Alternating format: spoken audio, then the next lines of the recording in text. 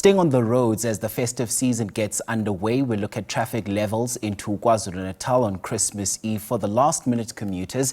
Here's SABC News reporter Nonhlakanipho Magwaza, who joins us for a live update at the N3 Mariannhill Toll Plaza to assess the situation there on the ground. So, Nonhlakanipho, has the roadblock started, and how are the motorists receiving it? The roadblock has been going on since 8 o'clock this morning. So far, the motorists are very happy that there's high police visibility along the highway, as the provincial and national departments did say that they have deployed extra police officers for these festive holidays. And as you said earlier on, that it's the 24th Christmas Eve, more people are expected to come in and make their way into the province, those who are going home, those who are going on holiday. And of course, we saw a couple of cars being impounded because they are not roadworthy or not fit to be on our roads. However, we do have the Deputy Minister of Transport, Mr. Mkhuleko Hlengwa, who has joined us for the roadblock, and he has been interacting with motorists as well as passengers in taxis. Mr. Hlengwa, we've seen a couple of cars being stopped, a couple of cars that I've ordered to be impounded.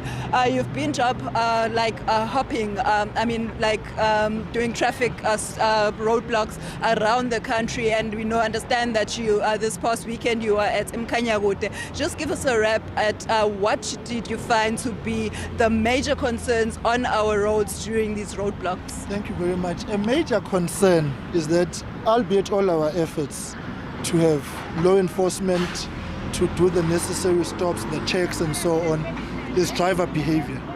The drivers are reckless, they are irresponsible, and they are not fulfilling the obligations of a driver, of ensuring that they check a vehicle before they leave, of ensuring that the vehicle is correct. You've got a vehicle, we've already discontinued 25 vehicles already. There have been 78 charges. There has been one drinking and driving already in the early hours of the morning that we have picked up.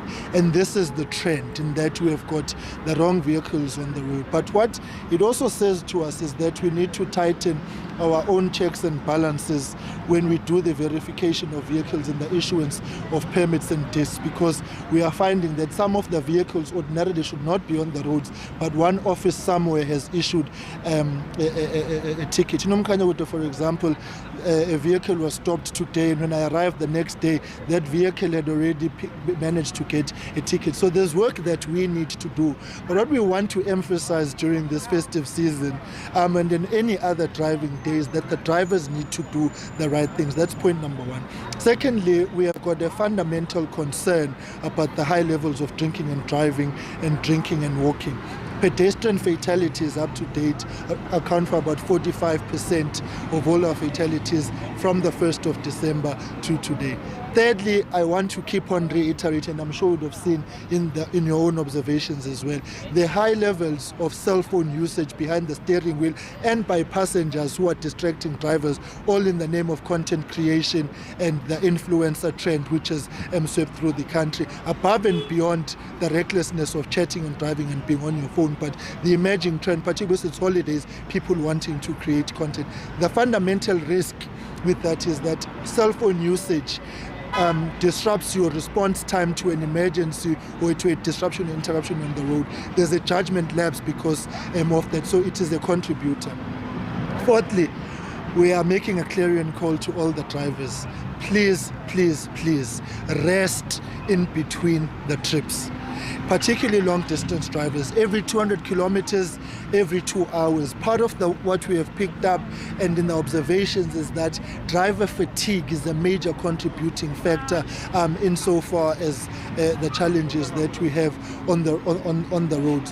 What, of course, we are looking at moving forward is that we do need a change in the system insofar as apportioning accountability and culpability to drivers, so that these become criminal matters. The challenges that we have of fatalities and reckless driving, the consequences need to be a bit dire. So I have asked the RTMC to look at the scheduling of all the driver offences so that we can be able to improve insofar as our own consequence management is concerned. So we are here today as part of those operations. Our traffic flow is some 750 vehicles per hour currently. We're expecting that number to peak to about 1,500 come midday today. So it does mean that we are going to have more risk on the road. And so what I want to actually ask our drivers to do is to exercise patience and to be able to drive every vehicle around them. Driver observation is a critical aspect. I want to then indulge further on two critical areas. I want to ask the truck drivers to exercise heightened levels of restraint, responsibility, observation, and due consideration of all vehicles, because the trucks are not helping us. Secondly is on the ongoing conversations we are having with the taxi industry, whom have been very cooperative with our initiatives and our dialogues. But during this period of heightened travel with taxis, it is important that we make the clarion call. For long distance drivers, can we have two drivers in the vehicle? For an example, we've got drivers whom will come from Cape Town all the way to Mthatha with a full load and return to Cape Town empty in the dark hours of the night to pick up another load and come back. Driver fatigue for public transport drivers is of fundamental concern to us, and so we believe that that engagement needs to be continued with us to make sure that there's safety on our roads. I know it's holiday time. Can we please plan our trips as families, as churches, whoever? Let's leave on time so that we do not speed on the road to make up for lost time, because failure to plan is planning to fail. What it is contributing to is that there's reckless and irresponsible driving on our roads because of this challenge of the failure to plan. I've been making this anecdote that to say rather be late for your next appointment than be early for heaven. And if you've not walked the moral tightrope, you are certainly going to be early for hell. So please, what we are making an impassioned plea that we can do everything as the department, as the sector, as with all our entities, law enforcement and so on. But ultimately, the responsibility does rest with the drivers, and they need to live up to the obligations of what a driver is when they applied for a driver's license. I want to thank the media because you are an integral part of our messaging, and I want to encourage that this conversation needs to take place through TV, radio, and print and social media to say, let us keep the message going out. And I think that the media is a valued stakeholder of our operations to make sure that we heighten the awareness of all of us. Now, Mr. Hlengwa, I might be putting you under the bus, throwing you under the bus now. Don't. I just wanted to find out, with all these road accidents that are going on our highways, do you have probably an interim stats of whether or not we have gone up or down? How's the situation in that regard? The minister on the 19th of December, Minister Chris, released the mid-festive season numbers, and at that time we were standing at 521 fatalities, which was just under 5% increase from the same period last year. Of course, the variables will be very different because what you have, the number of accidents has decreased, but the number of fatalities has got that slight increase. But for us, it's not a matter of whether there's an increase or a decrease. Every life lost to us is a life too many. And so our efforts are really towards ensuring that we actually minimize as far as possible to zero loss of life. Secondly, what the minister continues to do during this festive season is, above and beyond from leading from the front, is convening all the provinces every other day to make sure that we are on the same page. She's convening our entities every other day to make sure that we're on the same page. So what you do have is a very hands-on approach which the minister and I have employed to make sure that we drive the operation. So what has really happened is that we have got a decrease in road accidents, but where there's a challenge is, of course, around that the accidents that we are having may be ticking the numbers up. Two, what minister has done is to write to the Minister of Public Service and Administration, with the view to say, can we be in a position to deviate from the 30% overtime threshold to make sure that we are able to pay our officers and law enforcement operations on the basis that what we are driving at is the third shift for the purposes of 24/7 visible policing and patrolling on our roads. So what we national is that we identified the top 20 problematic accident-prone roads in the country, and we have heightened the deployment of the National Traffic Police on those roads to make sure there's visibility.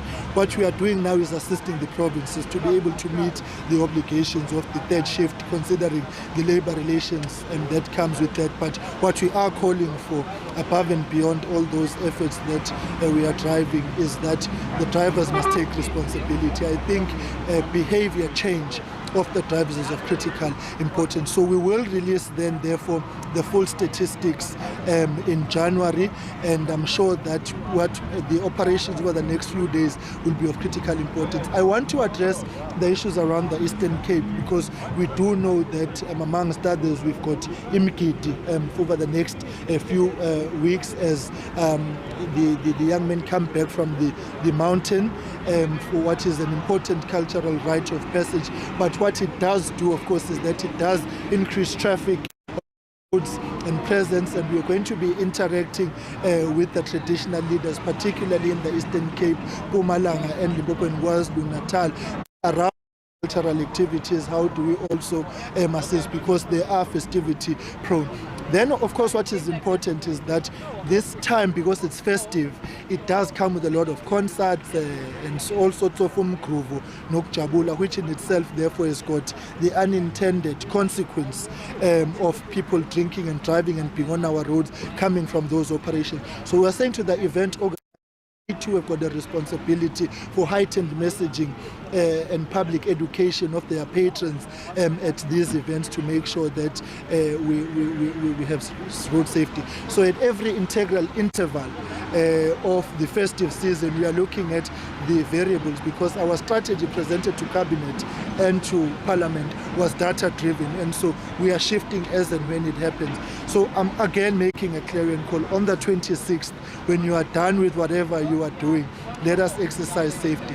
Lastly is to say that there has to be due consideration of our own behavior in the early hours of the morning. A lot of our accidents and in the early hours of the morning are rising out of reckless and irresponsible behavior. So what we want to do is merge our operations with a plea and interaction to such let us be safe on our roads. But what we are looking at moving forward is a review, one, of the National Road Safety Strategy to make sure that it responds to the United Nations target of fatalities by the year 2030, and secondly is to review the schedule of offences which are related to road violations, so that we can be able to maximize on consequence management and successful prosecutions. What we have done to drive that process, amongst others, is to say the training of our law enforcement officers to move from an NQ level 4 to level 6. What we have seen is that the quality of statements and reporting is an enabler now for successful prosecutions. We had a pass out of 131 new traffic officers a few weeks ago in early December, and that 131 will be deployed effective from the 1st of January to beef up our capacity on the roads. Thank you so much.